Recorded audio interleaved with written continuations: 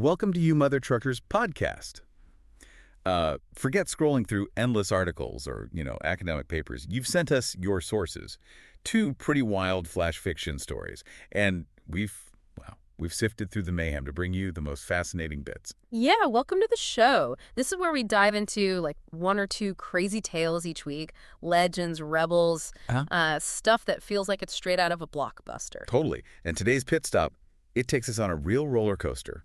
I mean, breakfast with bizarre outcomes, after-school stuff that's literally out of this world. Get ready for predicting pancakes, maybe and alien teachers. Seriously. So your mission, if you choose to accept it, and you kind of already have by sending us this stuff, is to come away from this pit stop with a clear understanding of the key events, maybe a few mind-bending details, and hopefully a chuckle or two. Definitely a chuckle. Okay, let's unpack this first flash fiction story.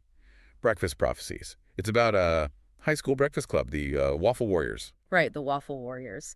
And despite the cool name, their main skill seems to be, burning pancakes. Yeah, the story calls it burnt batter. Not exactly award-winning stuff. No. But it's interesting, isn't it? Even in something so mundane like burnt breakfast, people start seeing patterns. Like they're desperate for meaning, maybe. Or just really bored during breakfast club. But yeah, one Tuesday, Maya sees something in her pancake. A shape. Yeah, the shape of their math teacher, Mrs. Kravitz, holding failed tests. Exactly. Yeah. Which is, kind of specific for a burnt pancake. It is. And you could say, well, maybe they were just stressed about math, subconsciously projecting. Sure, you could. But then the pop quiz happens. Same day. The brutal pop quiz. Yeah. Class average, 28%. Ouch. Okay, so that makes the pancake thing feel a bit spookier. More than just nerves, maybe. Right. It forces you to pause, like, wait a minute, burnt batter, predicting academic doom. It's absurd, but the timing. It hooks you. That weird coincidence, or not coincidence, it makes you think about those little synchronicities in your own life, Totally. And it doesn't stop there. Next morning, another pancake prophecy. A food fight this time. Mashed potatoes, specifically. And boom. Third lunch bell rings, potatoes are flying. It's like they've got a greasy oracle on the griddle. Huh. A greasy oracle. I like that. And look how they react. They don't just freak out. They, organize. Yeah. A system emerges. Jake becomes the batter master. He interprets the signs. And Mel gets all scientific, documenting the patterns, trying to find order in the breakfast chaos. That's such a human thing to do. Right.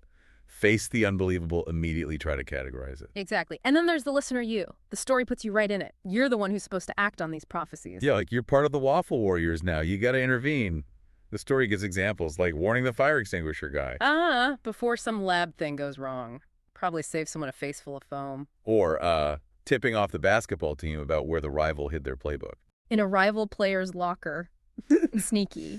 Yeah. Are they using pancake power for good? Or just, high school shenanigans? Good question. Raises ethical questions about predictive breakfast, doesn't it? What do you do with that kind of info? Right. And then the stakes get way higher. Jake sees the big one. The epic disaster. Yeah. A syrup slip and slide down the main staircase. Oh, the humanity. Oh, the stickiness. Yeah, that sounds messy. And it creates this dilemma, right? Do they warn everyone, try to stop it? Or just watch the chaos unfold? It's that burden of knowing, isn't it? If you think you see something bad coming, what's your responsibility? Especially when your source is literally breakfast batter. How seriously can you take it? How seriously will anyone else take it? Well, to try the principle. And surprise, surprise, pancake prophecy doesn't go over well. Shocker, you can just picture his face. Oh, yeah.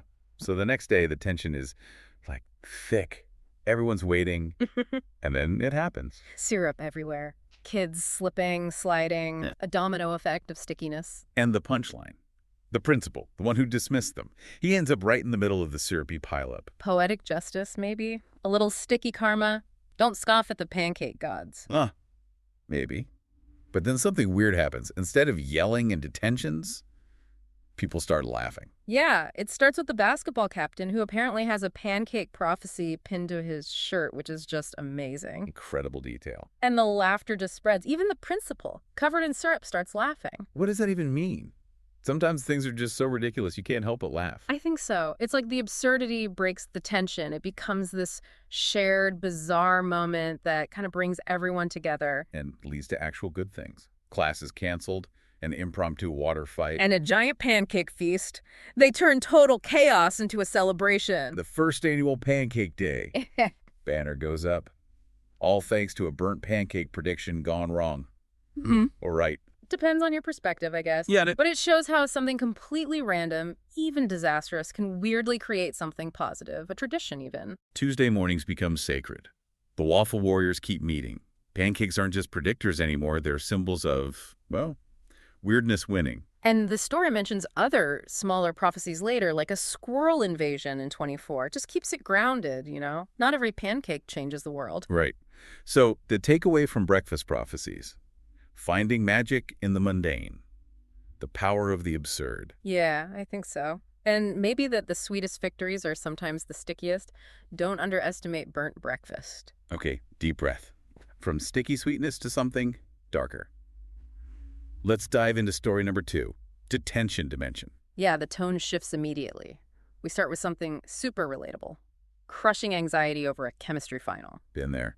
And this group of kids, they're academically challenged, not bad kids, just desperate not to fail. That pressure is real, which leads them to maybe not the best plan. Operation: steal the answer key, straight out of a high school movie. Desperate times, desperate measures. It says a lot about that exam pressure, doesn't it? Pushing kids to think this is their only option. Totally. But this isn't just a simple heist story. They're sneaking into Miss Talbot's office and behind the filing cabinets. Bam! Hidden door. Not more folders, but a crazy high-tech room, glowing consoles, and Miss Talbot in a spacesuit. Whoa. Talk about a plot twist. We just went from teen angst to full-on sci-fi. Yeah, it just yanks the rug out. Suddenly, failing chemistry seems like the least of their problems. It really makes you think, like, what's really going on behind the scenes? Right, and then they overhear stuff. Miss Talbot talking about harvest and optimal obedience levels. So creepy. That's not Peacher talk. That's something else. It's dehumanizing. Instantly raises red flags. Conspiracy vibes. Big time. And then they see the screen. Rows of students, blank-eyed, in a silent cafeteria. Mind control. It looks like a mass mind control experiment using some kind of signal.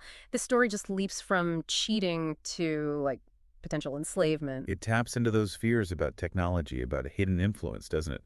What if the everyday isn't what it seems? And this is where Jake pipes up again. Remember Jake from the pancakes. Our resident conspiracy theorist. Yep. His immediate reaction, aliens. Which, honestly, given the spacesuit and glowing consoles, maybe not so crazy this time. Suddenly, those random detentions Ms. Talbot gives out seem less random, more sinister. Are they selecting students for something? It makes you reconsider things you'd normally dismiss, right? The mission changes instantly. Forget the answer key. Yeah, now it's save the school, maybe save the world.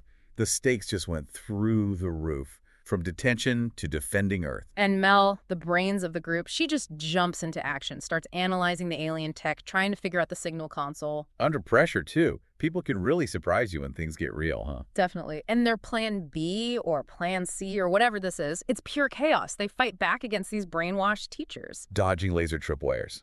Using a dodgeball as a weapon. Yeah. Ben doing some kind of wild distraction. It's like Home Alone meets the X-Files. Just kids using whatever's around, pure improvisation and panic, shows that resilience, that ingenuity. And Mel. She's coding like mad, trying to override the signal.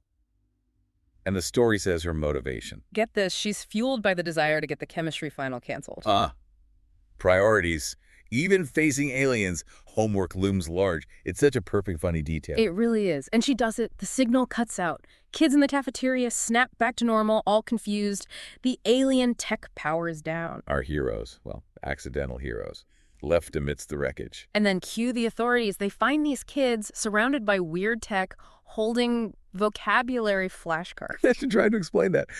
Well, Miss Talbot's an alien, see, and she was mind-controlling everyone, so we used a dodgeball. Yeah, messy explanations, hushed phone calls, and then the people in suits arrive. You know that means something weird happened. The classic cover-up crew. But they do find the tech, confirm the signal. But the aliens, poof, vanish. So it's confirmed, but also not really. They're heroes, but they started out trying to cheat. The irony is just chef's kiss. So what happens to our unlikely heroes? Detention. Expulsion. Oh, nope. Chemistry final, canceled, replaced with an essay. My most unusual detention. Oh, I would pay to read those essays. especially Jake's. His alien theory even makes the school newsletter. The ultimate validation. And the final irony. They never got the answer keys they were after in the first place. And they probably didn't need them anymore, right? Talk about unexpected benefits from a truly bizarre situation. Yeah, sometimes the weirdest path leads to, well, not failing chemistry, apparently. So, wow. 2 really wild stories, predicting pancakes, alien teachers in detention. What's the thread connecting these, do you think? This finding the extraordinary in the ordinary? Or maybe how we react. Like the pancake thing becomes this weirdly positive tradition. The alien thing, well, cancels the final.